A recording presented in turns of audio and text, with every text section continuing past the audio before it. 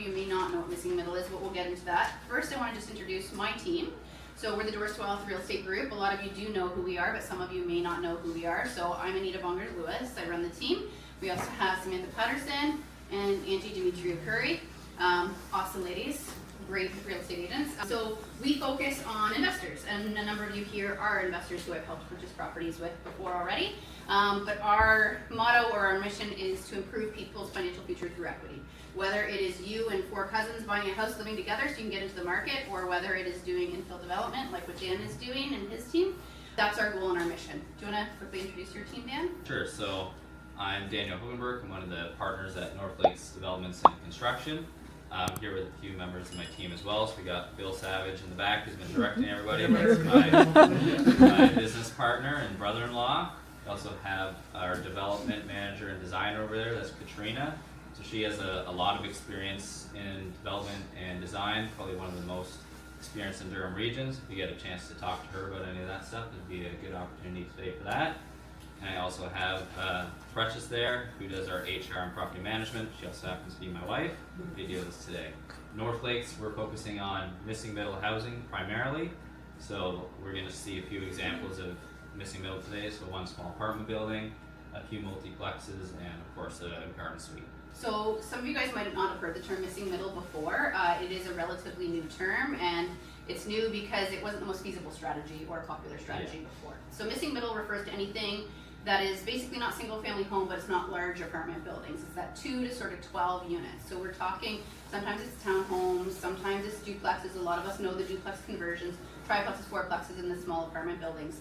And garden suites. So the unique thing about today is you guys are going to see almost a little bit of everything, or at least a good range of what those things look like in different stages, because Dan's going to take us through some things that are nearly finished, one that is still a ways off from being finished, so you'll see an active work site there as well. But really what's happened is with investments, it used to be more, mom and pop investors like a lot of us are, or started off as, where we're buying a single family home to rent out, or a single family home to convert, or a triplex or a fourplex. And then there were the big developers or big builders or big investors and REITs who had big apartment buildings and big portfolios. So there was kind of that divide. There was this middle range, which is our missing middle that we're talking about today, where we didn't see a lot of investment happening for multiple reasons. One, it was generally not affordable. And Dan, you'll correct me if I get this wrong, but I'm pretty sure you quoted to me that 4 to 12 units was where investors go to die. A phrase along those lines. And it was because it just wasn't economically feasible. It didn't make a lot of sense. The problem is, though, that our governments now, they're pushing for this, what we call gentle intensification, which is what the missing middle will address. We have communities like this where people want to keep their character. They don't want a million people coming in. Missing middle is going to harmonize that way, where we're not bringing in these big, huge buildings, but we're going to pop in some fourplexes and sixplexes and duplexes and things like that. Still have a really nice community feel, because that's what the municipalities want, but we're going to intensify gently, as they keep calling it, and that's what we're looking to do. It was very not feasible before because of multiple reasons, but what's making it more effective now, and Dan will certainly or can expand on it, is changes by eliminating or reducing development charges, site plan requirements, rezoning. So now 3 and 4 units as of right, you don't necessarily have to rezone something to get more intensification. And the government's mandated that these municipalities be more open to all of these different changes. It's still in infancy stage and things are happening, but things are happening all the time. So it's opening up this missing middle, this middle area where it's still achievable for a lot of us who are just smaller level investors. We don't need to be doing the big apartment buildings. And then we've also got the other positive side of it. Certainly 5 units and up, we have the possibility of commercial financing, which makes it really appealing as well. The 2 to 4 is still personal financing typically. There's a few other scenarios there, but also the commercial financing gives you a really unique opportunity with it as well. So this is just really recently in the last 2 to 4 years started to open up a lot more and create a lot of opportunities. So we just wanted to educate you guys on what that looks like, why you might want to learn more about it, and why it's really good for your communities, your investment portfolio. It's kind of good all around. So I'll pass it to Dan. I think it's really good for investors, because essentially with all these changes, it's basically exactly like 10 years ago or so, where duplexes all of a sudden became legal, and there's so many different units that could be added. There's so much opportunity, and between the upzoning in regular residential areas and the upzoning you're actually getting in like downtown cores for apartment buildings and so forth, there's tons of new units, tons of opportunity that's coming available. So for people who are willing to take advantage, this is a really good space to be in. So we're going to see, as we mentioned, some multiplexes, an apartment building, and garden suite, of course, today. I think we'll have a chance to do Q&A at each one, but we'll do a larger Q&A at the end.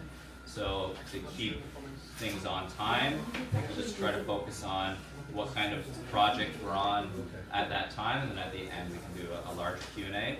So we'll just focus on garden suites here. So just get everyone to raise their hand if they're not that familiar with garden suites. Just, they've been around a little bit longer, so if most people are familiar, won't spend too much time on it. Okay, so it looks like everybody's pretty familiar. Just a few high-level points then for what we look for to do garden suites. One of the ones, which you can see on this site, is we like to try to make sure that we can get all the different amenity spaces and parking that we want to make it worthwhile to actually do this kind of investment.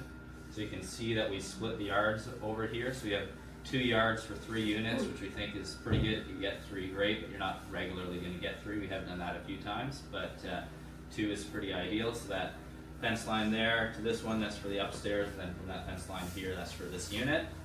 And we can easily fit more than 6 car parking here, so every unit will get 2 car parking. So when we see that, we think it really makes sense to do a strategy like this. The garden suites are one of my favorite strategies for lots where they actually can fit, because I do think long term they have probably will have the better resale value, because you're going to be attracting your multi-generational families and investors as well. So I really like this strategy overall. Garden suites are typically limited by size. So even for this one, we had to get a minor variance to get the size, if I remember correctly. Yeah, and we've basically gotten a minor variance every time that we've done this. Because of that, we highly recommend anyone who's doing them to always do a basement, or else you're going to be limited by the floor area. So if you can double the floor area, it really makes a lot of sense. I'm just going to go through also the story behind each property, how we decided to purchase it, and why we decided to do what we did at each one. It'll probably spark a few questions, and I think you can learn a lot through just hearing how we decided to do this. So this property in particular, the owner actually contacted our realtor, Anita, because they knew that we've been buying a lot of properties in the area, so they're familiar with us. They knew they bought 2 down the road, so they called me and said, hey, you must have a builder. If anyone's interested in that plan over there, we're doing that project as well, just up the street. 2 phases are done, 3rd phase will be this summer as well. So they had a price that they wanted for this house, and they basically said if your builder will buy it at that price, we'll be happy to get rid of it. So we took a look at it, and we knew that we could definitely do 6 units on this property, which is what we decided to do, but we likely could have done 9 as well. We ran through the pro formas and both made sense, so we decided to go ahead and purchase it. Now, in order to do that project, there was actually a couple over there where the wife was terminally ill, and we didn't really want to kick them out, so we had this really nice single family home over here. So we said, why don't you move over there, we'll keep your rent the same, everything the same, and you can kind of stay there until your circumstances It solved the change. problem, because they were renovating the property down the street, which meant she was going to have to leave, but because she was very ill, they don't want to displace somebody or put somebody in a compromise, so they put her. So they were super excited actually. They got a much better unit when they moved over here. They were really. We told the husband when circumstances changed, he'd have to move on at that point. So probably 5 or 6 months after he moved out, and then we decided to do this project there. We put a basement apartment in that home there, so then they're rented out now to cover our carrying costs. This is phase 2 where we built this, and then we're going to put someone in here to cover our costs again. And we have approval now to build a triplex on the side yard over there. This, if someone wants to take a look, or people want to take a look after, this is this lot here, and then over here will be the other triplex there. Do you remember the size of this lot, Dan? Or 80. Oh yeah. No, it's over 100, right? Yeah. The frontage was 100 or just over. Yeah, it's more of like a wide shell. It was an older style. Yeah. Yeah. You guys are probably wondering why we could have got 9 units, why we decided to do 6. There's a few different reasons. So that's a century home, and this is a neighborhood character overlay area, so they typically like to have you keep those houses. So that's more sentimental reason, but often you'll actually find when you knock down the building, you have that value that you make up. So when you did the pro formas versus 9 and 6, the amount of money we make would be virtually identical on the two projects. A little bit more on 9, but pretty close. And then there's a concept in development where you often want to try to do the minimal viable product, because if you try to do something larger or that'll take longer, you're opening yourself up to more risk. So with the two performers being very close and knowing Clarington can be a challenge to work with, this might have taken several years longer. So really we would have made a lower rate of return going for 9 versus 6. So it just makes sense to do the easier project and then keep moving.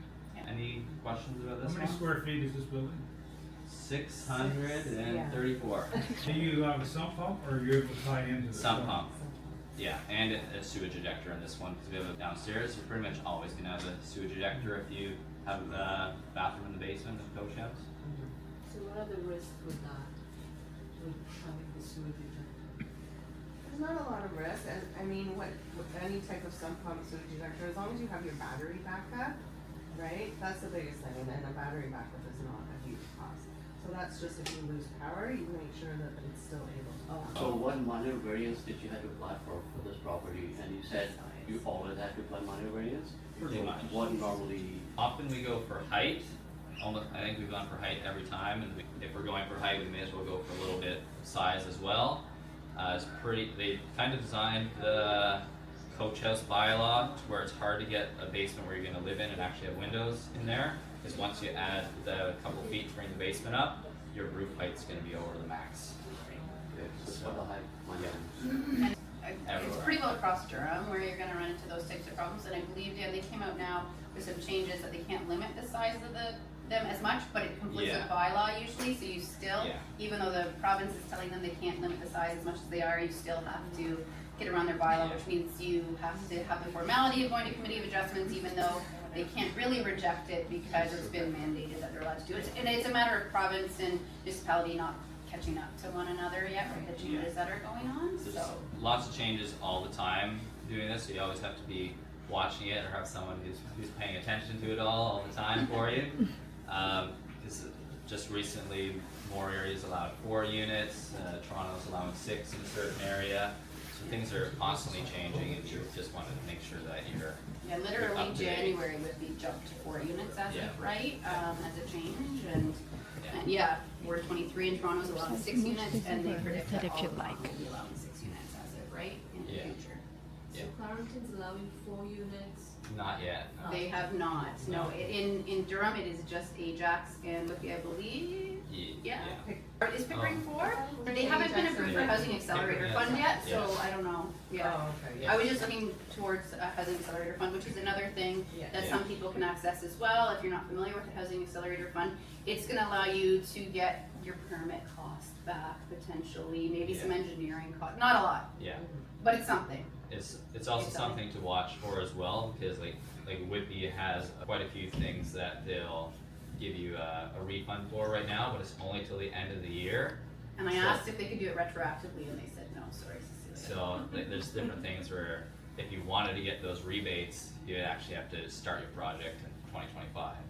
And what's the process for applying for that? Is that through the city or is that through? I haven't actually applied for them because I haven't worked in an area yet where those are available, because those only came through the Housing Accelerator Fund. So Yeah, and they're all really, really new, so, but my understanding is that you do it through the municipality, they have the Yeah, access that to the makes sense funds, to so do it it. would have to be through the municipality. Yeah, and the municipalities are figuring things out still too, right? Like, I mean, way too much red tape in Canada in general, but they're still figuring things out as well. I think you have to assume certain coach houses, you're going to committee of adjustments every single time, almost. For the amount of Always. money that you're spending to do one, it makes sense to go to committee of adjustments, you make it a little bit bigger. It's not really gonna slow it down, it's still gonna be several months to get all your approvals ready, so you may as well go to the committee of adjustments. Like the site alteration permit, which is gonna be one of the things that takes the longest, is gonna more than take the time that it takes to get your minor variance.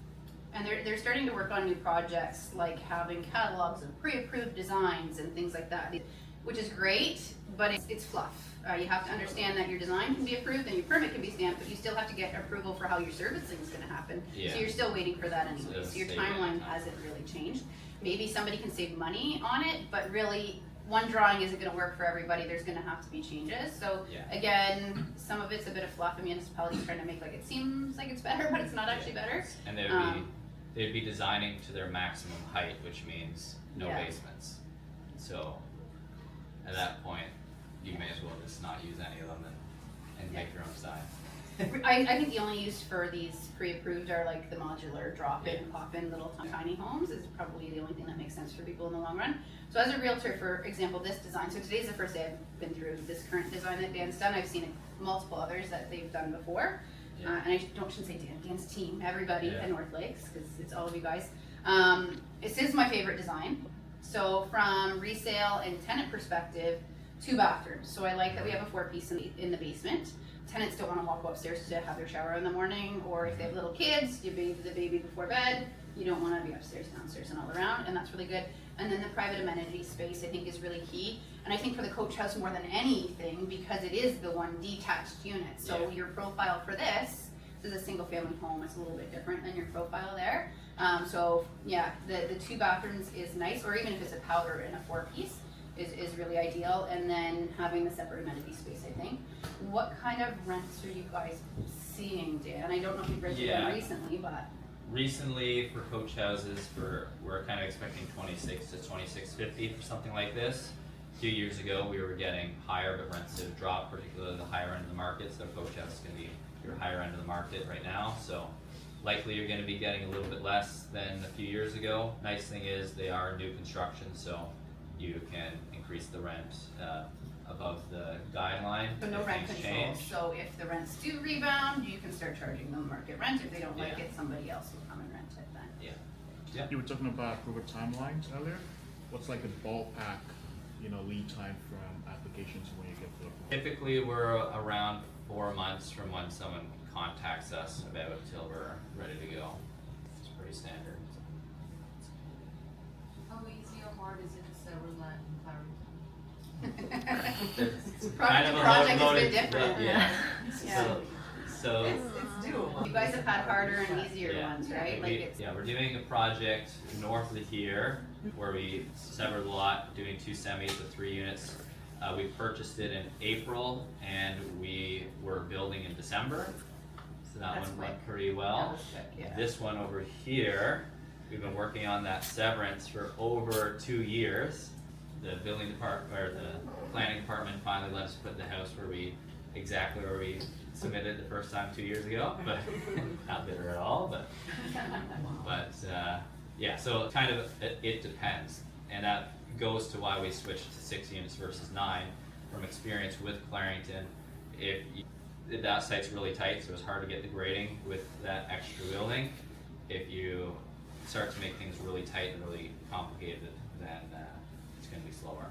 Doesn't mean it's not worth it sometimes. Obviously, we kept pushing for that one because it was worth it, but it's something you got to keep in mind when you're deciding what to do with your property. Also the benefit of you guys having this building here, duplexing it, getting income for carrying costs, getting this different phases of the project to make it just financially a little bit more. Some people have deep Yeah. pockets, but not all of us have the same deep pockets, so having that make it more financially viable can be cool. So that's something that we look for.